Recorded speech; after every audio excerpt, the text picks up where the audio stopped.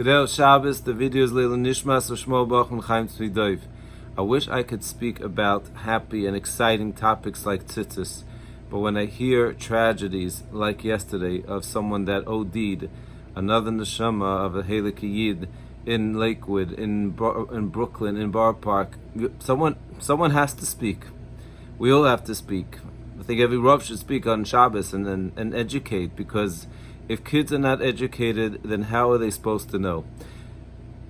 I had Mamish for the Rabban Shem. First he sent me someone. He told me I wouldn't have known. Unfortunately, this is not, when something like this happens, and instead of really uniting and educating and Pashut screaming in the streets and saying, how are we going to save the kids? How is everyone going to be speaking about it on Shabbos and trying to make sure that it doesn't happen to another neshama? So it would have been a secret, but someone came and told me he wants to start a rehab. So after that, mamish, hour or two after, I had a few chasanim. Interesting, each one more interesting than the next, so to speak. Once was a chassid, the different minhagim, and then one mamish broken, and yet so sweet, so special. This neshama, I don't want to say too specific, but he's a chassan, and he's telling me about his struggles, and he's telling me how he knew this person, very close to this person that just lost his neshama, how he went through his struggles of weed, of cocaine, of opiates, all the things that I don't know enough about.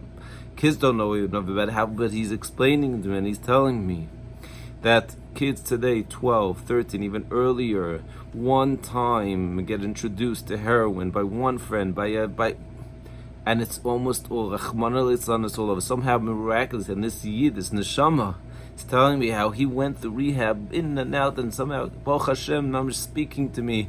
The only thing left is a high doses that he has to take every single day of the what's called the jewel. And I'm thinking to myself, something. We have to do something. We have to speak. We have to try to reach the neshamas. I think there's two things that connect to this week's parsha that hit me today. Number one, Chazal say, Borasi Yetzer Hara, Borasi Torah Tavlin. I created a Yetzer Hara, and I also created a Tavlin. I created the best drugs possible. We have the best drugs.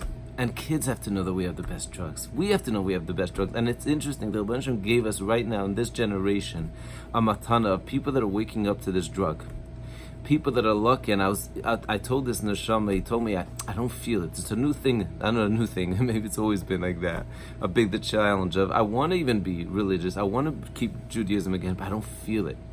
Somehow we have to wake up in the neshamas. And one of the things that is now happening is that, and I have quite a few Talmidim who tell me, Rebbe, I started learning a Maseches, mamish, one line after the next, knowing it really well, and then chazering it, and eventually being Kina Maseches, and having the most geschmack I've ever had in life. Somehow, this is a generation where we're tapping into this incredible thing. You know who speaks about the comparison of drugs and Torah versus contrast lahavdil Torah is Shlomo Carlebach, who experienced the 60s, the 70s, and he says it's the most. You should take a look at the lashon.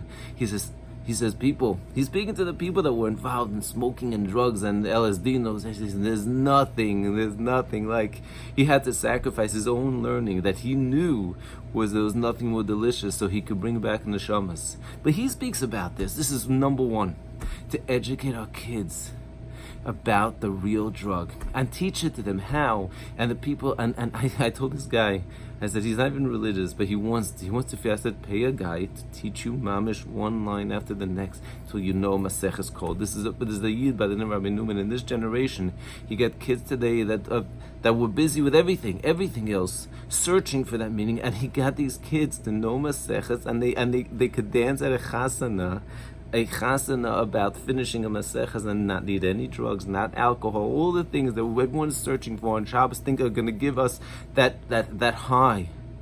This is something we need to speak to our kids about. That's number one. Number two, unfortunately, kids have to know.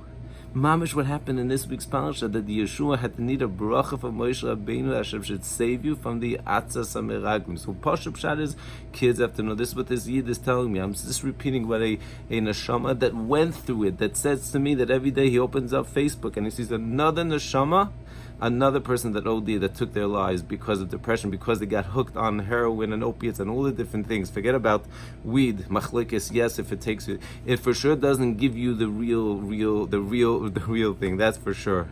And this is, I'm hearing from the neshama himself, person that went through it. Luckily, was saved. From 12 years old, is already following the footsteps of his peers. But he told me, this is what hit me. To watch, you have to tell kids. Kids have to know that one time you try someone like heroin, and it's a lifetime struggle. That's number one, and there's the deeper pshat. Rashi says atzas meraglim is the eye and the heart. The kids know there are things out there that look so good and so real, quote unquote, and they're nothing. They just give only from that point on. A person, to speak to a person who's an addict, what it means that at some point it doesn't even help anyone. Now they're nervous and they can't live without it. We need to know, the kids have to know, atzas meraglim, the own atzas meraglim, the heart and the eyes, and know that with Hashem gave us the real drug. Have an amazing Shabbos, an inspirational Shabbos.